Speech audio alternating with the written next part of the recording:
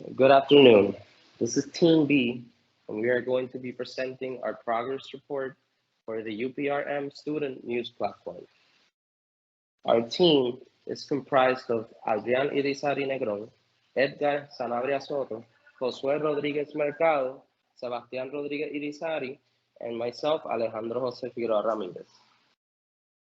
For, for the first aspect of the progress report, we worked on the logbook. The aspect of the logbook is very simple. We just uh, um, we just gathered everything we worked on for the progress report and we organized it in a table. The columns we use are the following. We used a date column, column to annotate all the sections we worked on, the hours we worked on for that section, and any additional comments we thought were necessary. Adriano Irizarry will comment on the requirements. Thank you, Alejandro. Now, as for our revised requirements, the system must provide means to validate accounts that are eligible to write news. In the interface, the system must display a section for important news, and in addition, it must be in a clear font. Finally, for the machine requirements, the system must be lightweight, meaning that it must load a news article in an average time of 400 milliseconds. And the system must function in the most frequently used browsers, which are Google Chrome, Safari, Microsoft Edge, Firefox, and Opera. Now, up next for the implementation of the front end, we are using React as it helps from the team to easily implement the various UI and UX components since React allows for this. Here we have an example of the navigation bar component, and we can see the reason the team shows React since it allows for the code to be divided into much simpler components. Additionally, we have the home page in which we see the latest news section, which shows the most recent news, the topic section, which show some of the topics you can search for, and the important and other news section, which, like mentioned, show the important news and some other news.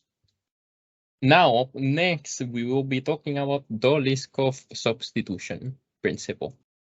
In our previous design, the Liskov substitution principle was being violated by the reader class. The functions post and edit in the reader class didn't have the intended functionality because they didn't produce the expected output, so substitution of this will crash the system. We fixed this by adjusting account to have more simple or precise structure and then adding the necessary complexities to the child classes. The before and after can be seen in the pictures in the slide. Now to the next slide. If we look at the concept of a news post, we can see that it can have a broad number of interpretations.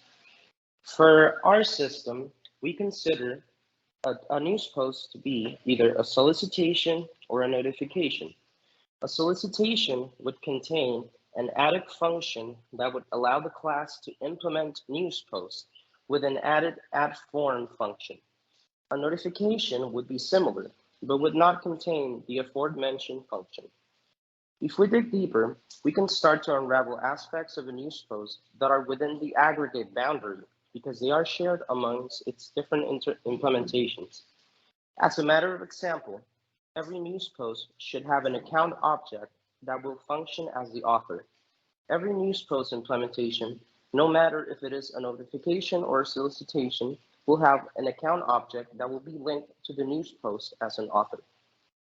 Now, we will be talking about factories. Yeah. So the factory method takes care of creating a separate method for creating the objects and deciding which class to instantiate. By doing so, we avoid bugs related to the creation of complex objects and maintaining them. So one example of the factory method can be when we're creating accounts. If we wanted to add another account, we would have to add another if statement, and that just increases the complexity and maintainability time to upkeep the function. So here we use the factor method in account creation and instantiation, in which we create a hash map of the appropriate accounts, and the function simply just selects the type of account you want to initialize. Let us consider that a user clicks on a news post.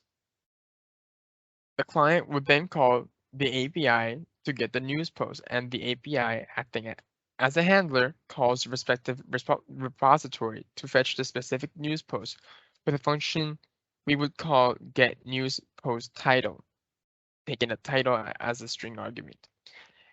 And the database would return with a desired news post back to the repository safely, and would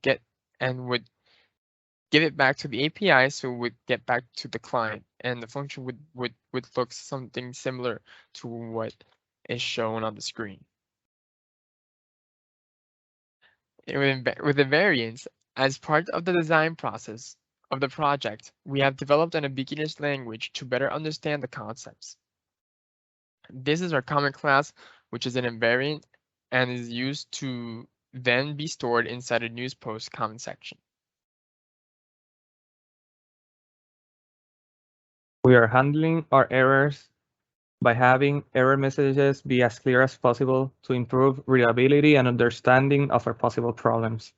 An example of a current error message structure can be seen in the current slide for accounts.